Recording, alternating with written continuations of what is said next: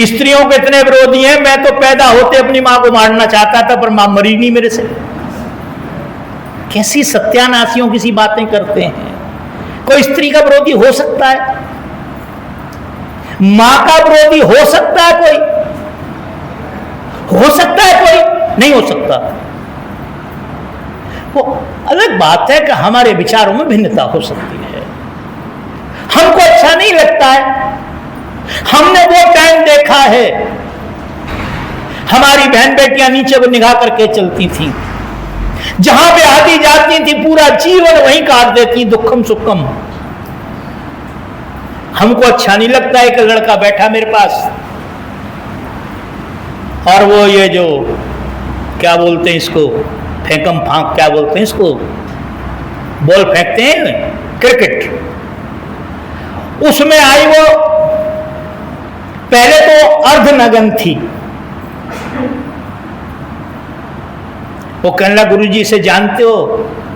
मैं कि ना, और न जानने की जरूरत मुझे। कोई बहन बेटी हमारी होती तो हम जानते इसको, ये तो बाजारू औरत है। बोले ये फलानी है।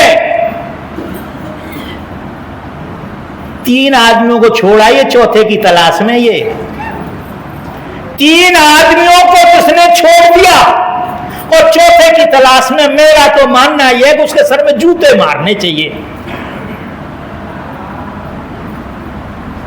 क्या वो हमारे कुल को पवित्र किया उसने? भाई एक पति खराब था, हो सकता है खराब, दूसरा भी खराब हो सकता है, तीसरा भी खराब हो सकता है, क्या गारंटी है चौथे की भी? एक पृथ्वी से एक सज्जन आ गए मेरे पास, 3 बजे का टाइम था, लाइट नहीं थी उस दिन, यहां पेड़ था, मैं लेटा हुआ था, एकदम आकर के पैर दबाने लगे, गुरुजी।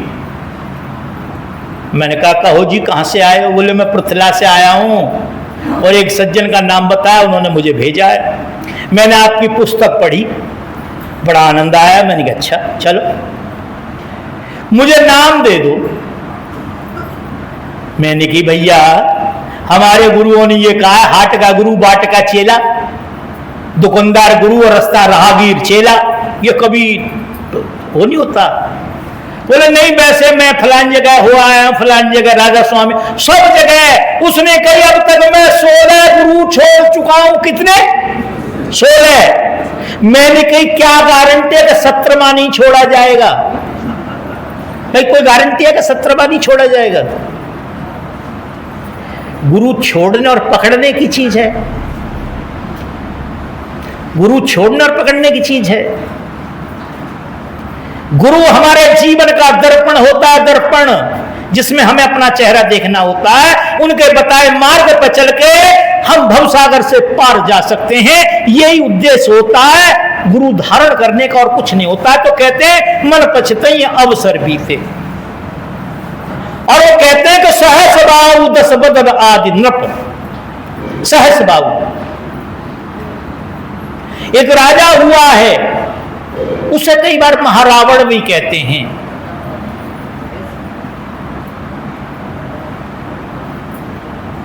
और सहस्रबाहु तो उसका वैसे प्रसिद्ध नाम है। सहस्रबाहु रावण, 10 बदन रावण को कहते हैं। सहस्रबाहु 10 बदन आदि नृप, आदि माने और, नृप और माने राजा।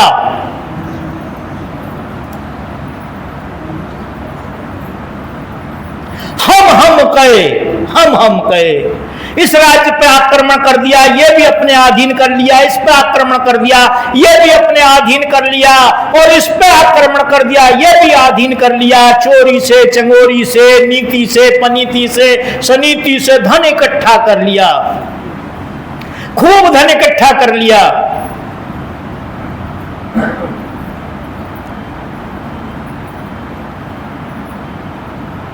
मगर एक बात ध्यान देना, आपके लिए भी ये बात, आपके बच्चे आपकी बात नहीं मानते ना, नहीं मानते ना। क्यों नहीं मानते पता है आपको? क्यों नहीं मानते?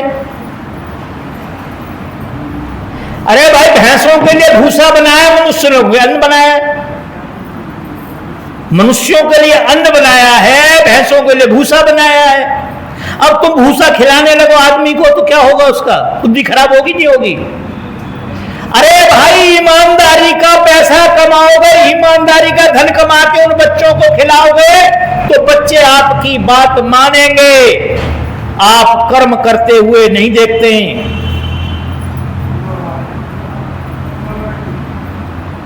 कुछ लोग तो ऐसे भी होते हैं, जब पोस्टमार्टम होता है ना, जब व्यक्ति मर जाता है उसके अंदर जांच की जाती है तब भी पैसे ले लेते हैं। अब बताओ, ऐसे मौत से, ऐसे उसके से पैसा जो आएगा क्या वो करेगा भाई? सर्फ आपके घर में, सर्फ मेरे घर में, पड़ोसी के घर में, किसी के घर में भी सर्फ छोड़ दिया जाए, क्या करेगा वो? जहां जाएगा वहीं बह देगा। वो जहां जाएगा वहीं बह देगा। यही उसका कर्म है। इसी प्रकार से संतों ने कहा है, जैसा खाओगे अन्न वैसा बनेगा मन, जैसा पिएंगे पानी वैसी बनेगी वाणी, और जैसी होगी संगत वैसी हो जाएगी रंगत। अच्छा, एक बात बताओ, मैं अपनी पूछना चाह रहा हूं। मेरी और हमारी संगत की एक लड़ाई हो रही है, उसका जरा फैसला करो। 2, 4, 6 लोग पागल हो गए या अब मैं हो गया हूं पागल? 2, 4 लोग पागल हो गए हैं या मैं हो गया हूं पागल? क्योंकि कहीं ना कहीं तो है, हमारे दोनों के अंदर कॉन्ट्राडिक्शन है, विरोधाभासी विचार हैं, तो कहीं ना कहीं तो बात है। वो लोग ये कहते हैं, गुरुजी आपका शरीर पूरा हो जाएगा उसी दिन ये संगत खत्म हो जाएगी। जिस दिन आपका शरीर पूरा हो जाएगा ये संगत खत्म हो जाएगी, यहां कुछ नहीं होगा। और मेरी मान्यता ये, गुरु महाराज को साक्षी मान करके, कि संगत की वृद्धि में बाधक ही मैं हूं। मेरे बाद में जो आएगा वो तुमसे इतना मिलेगा ही नहीं, और जब इतना नहीं मिलेगा, जब प्याज 100 रुपए किलो हो जाएगी तो सब खरीदेंगे। अब प्याज 2 रुपए किलो में यहीं बैठा मिलता हूं बाहर, मैं यहां बैठा हुआ मिलता हूं तो मेरी वैल्यू खत्म कर दी है लोगों ने। तो मैं ये कहता हूं कि ये संगत खत्म नहीं होगी। जो बीज डाला था वो अंकुरित हो गया है, केवल वृक्ष नहीं बना है वो, अब वो फल फूल रहा है। अच्छा, ईमानदारी से बताओ सब लोग, हाथ खड़े करके करना कि मेरी जीत होगी या इन 4-5 लोगों की जीत होगी। हाथ उठा खड़े करके कहो, क्या मेरा शरीर पूरा होने के बाद संगत समाप्त हो जाएगी? है? तो जो 4-5 आदमी इनका मुंह काला किया जाए।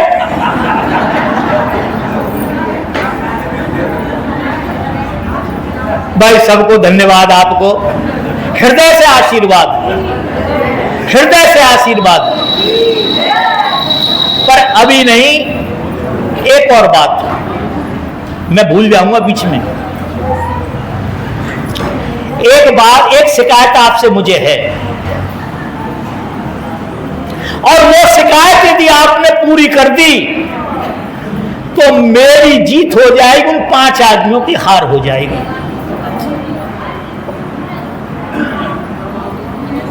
और मेरी शिकायत क्या है?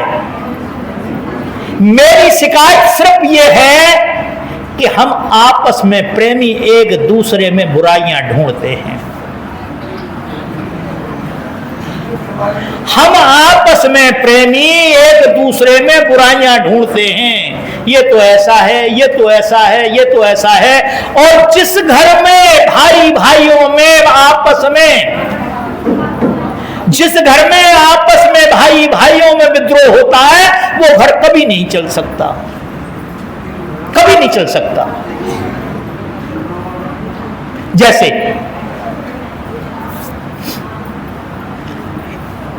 एक गांव में एक सेठ जी रहा करते, किसानी का काम करते थे। वो 7-8 बेटे थे उसके, तो हल जोत रहे थे, हल जोतते क्योंकि हम कृषि प्रधान है, हमारे यहां कृषि का ही काम था। हल जोतते जोतते एक वृक्ष के नीचे उन्होंने हल खड़ा किया, तो एक व्यक्ति देव पुरुष उनके सामने खड़ा हो गया। एक देव पुरुष व्यक्ति जब उनके सामने खड़ा हो गया तो उन्होंने प्रणाम किया, और प्रणाम करने के बाद उन्होंने कहा, हे देव आप कौन हैं, अपना परिचय दें, मैं नहीं समझ पाया। उन्होंने कहा, भाई सेठ जी मैं हूं शनि। कहा आदेश? बोले आदेश ये है कि मैं तेरे घर आना चाहता हूं, अब तू बता मैं कौन से दिन आऊं। उन्होंने कहा जी सबका निर्णय मैं कैसे ले सकता हूं, मैं तो अपना ही तो निर्णय ले सकता हूं, मुझे 2-4 दिन का टाइम दो, मैं घर जाकर के इस बात को सबके सामने शेयर करूंगा और सबका जो निर्णय होगा फिर मैं आपको बताऊंगा। ठीक है। हवा खराब हो गई सेठ जी की, पसीना निकल गया, किसी तरह गिरते पड़ते घर गए और जाकर के उन्होंने वहां जाके पूछा, तो सबने कहा कि भाई ये तो बहुत बुरा होता है, बहुत बुरा होता है, तो ये तो नहीं आना चाहिए, नहीं आना चाहिए। सेठ जी कहने लगा नहीं आना चाहिए, नहीं आना चाहिए, तो बोला मैं भी जानता हूं, पर वो कैसे रुके, वो रुके कैसे? सबने कह दिया नहीं आना चाहिए। सेठ जी ने देखा कि सभी हैं यहां पे, उनकी एक छोटी बहू अपने मायके गई हुई थी। सेठ जी भाग के गए शाम को और जाके उससे कहा कि बेटी इस प्रकार से बात है। बोले पिताजी अब यहां क्या बात करना, अपने घर जाके बात करेंगे। सुबह हुआ, सुबह होते ही बहू और ससुर दोनों चल दिए, घर आए और आकर के उस बहू ने कहा कि पिताजी इस बात से मैं निकाल सकती हूं यदि आप सब मेरी बात को माने तो। मैंने कहा ठीक है कोई बात नहीं। बोले अब आपके पास जब शनि आए तो उससे एक बात बोलनी है आपने कि आने के लिए तो जब तुम्हें आना हो तब आ जाओ, हम रोकना भी चाहेंगे तो आप रुकेंगे नहीं, मगर हमने ऐसा सुना है कि जब भी कोई देव पुरुष हमारे सामने प्रकट होता है तो प्रकट होते ही वो हमें वर देता है। क्या करता है? वर देता है, वर। लेकिन ठीक है बोल दूंगा मैं। जिस दिन का टाइम दिया था सेठ जी पहुंचे, थोड़ी देर बाद शनि खड़ा हो गया आकर के। बोले सेठ जी बताओ। बोले महाराज मैं क्या बताऊं आपको, हमारे घर की जो मुखिया है वो हमारी छोटी बहू है, वो हमारे घर की जो मुखिया है हमारी छोटी बहू है, पर वो एक बार आपसे मिलना चाहती है। उन्हें ठीक है मिलने चाहे तो तुम मैं खड़ा हो, जा बजा ले अपनी बहू को। सेठ जी गए घर से बहू को लेके आए तो शनि कोई गया कहीं थोड़ी था, वो तो अदृश्य सत्ता है। बहू आई, खड़ी हो गई, सेठ जी खड़े हो गए, थोड़ी देर बाद वो फिर प्रकट हो गया। बहू ने प्रणाम किया जैसे सेठ जी ने किया था, और वही बातें सब उसने कही कि देव हमने ऐसा सुना है कि जब कोई देव पुरुष प्रकट होता है कोई वरदान देता है, तो आप भी हमारे आने वाले और आपका हमको दर्शन हो गया है। ए जयपाल, थोड़ी देर बिना पानी के भी रहा जा सकता है।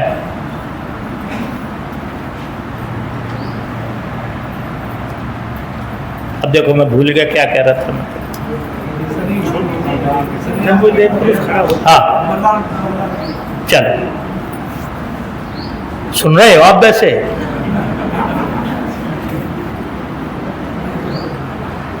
देव पुरुष से प्रकट होता है तो वर देता है। उनकी मांग क्या मांगती है?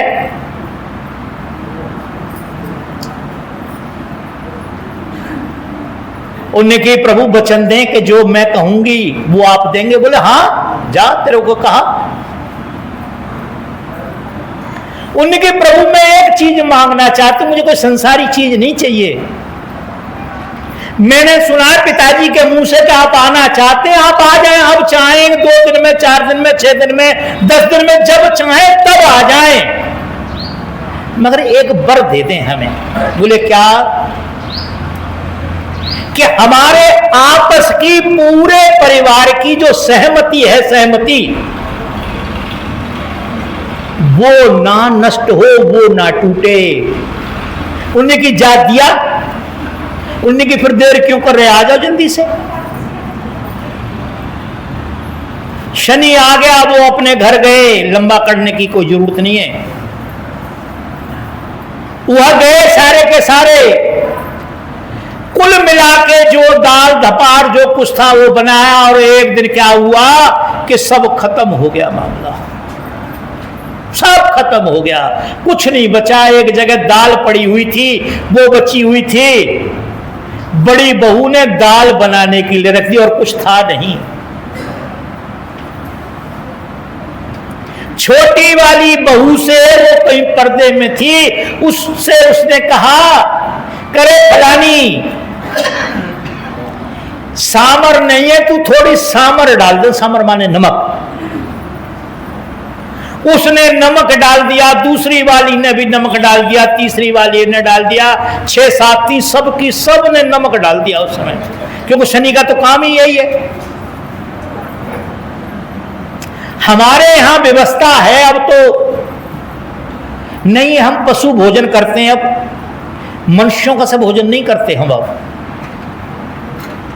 जूते पहन के भोजन करते हैं, झूठी प्लेटों में भोजन करते हैं, और एक तरह से पशुओं की तरह खोल दिया जाता है। हम किसी से अब ये भी कहने के नहीं कि हम आपके यहां गए भोजन नहीं किया हमने। अगर कोई कहता है कि हमने भोजन नहीं किया, तो बाबरा है भोजन नहीं किया है? वो खोरों में सानी करके रख रखी थी, जिसे खानी खाओ मत खाओ। तो पहले हमारे यहां जो भोजन की व्यवस्था थी, सबसे पहले छोटी रोटी गाय के लिए निकलती थी। छोटी रोटी गाय के लिए निकलती थी, उसके बाद जो भोजन, पहली थाली जो घर का श्रेष्ठ जन होता है, जो बड़े होते थे, उनके लिए जाता था। तो एक थाली में दाल करके, और तो कुछ था नहीं, सेठ जी के लिए भेज दिया। बाहर बैठक हुआ करती थी, तो सेठ जी ने क्या किया कि जैसे ही चमचे से दाल ली, तो दाल कम थी, उसमें नमक ज्यादा था। तो सेठ जी ने कहा, भाई दाल बहुत बढ़िया बनी है आज, भाई धन्य है, आज जैसी दाल नहीं खाई हमने। वो सारे बच्चे भी उसी में आ गए। जो सेकंड नंबर में आया, पहले नंबर में सेठ जी, सेकंड नंबर में जो दूसरा आया, उसने चम्मच से ली, उसने कहा यार तो नमक बहुत ज्यादा है, पर पापा कह रहे हैं कि दाल बहुत अच्छी है। तो मेरे टेस्ट में कोई परेशानी हो सकती है। क्या हो सकता है? मेरे टेस्ट में कुछ परेशानी हो सकती है। उनने क्या किया, वो भी कहने लगा भाई दाल बहुत अच्छी है। वो 6 के 6 7 के 7 जितने लोग थे, सब दाल खा गए, और इसी धोखे में कि दाल बहुत अच्छी है, मेरा स्वाद गलत है। अगर गलत ना होता तो ये 6 के 6 कह रहे। थोड़ी बहुत दाल बची, वो औरतों ने, शनि वही मेरी तरह था, वो भी देख रहा था ऐसे करके। तो सेठ जी के सामने खड़ा हो गया, कहना सेठ जी नमस्ते, हम तो चले। बोले क्यों, आप तो 7.5 साल के लिए आए थे। बोले खत्म हो गया मामला। बोले कैसे? बोले जिस काम से, जिस तरकीब से, जिस व्यवस्था से मैं लोगों को प्रस्त करता हूं, उस व्यवस्था को तो, उस व्यवस्था की चाबी तो आपने ले ली, क्योंकि मैं सहमति नहीं रहने देता। एक दूसरे की बात अच्छी नहीं लगती, एक दूसरे की बात में बुराइयां निकालते हैं। जब समय खराब आता है तो हम एक दूसरे की बातों में कमियां ढूंढना चालू कर देते हैं। ये फिर ऐसा है, ये फिर ऐसा है, अरे इनके कहां बाप दादे सब ऐसे ही फला। क्यों?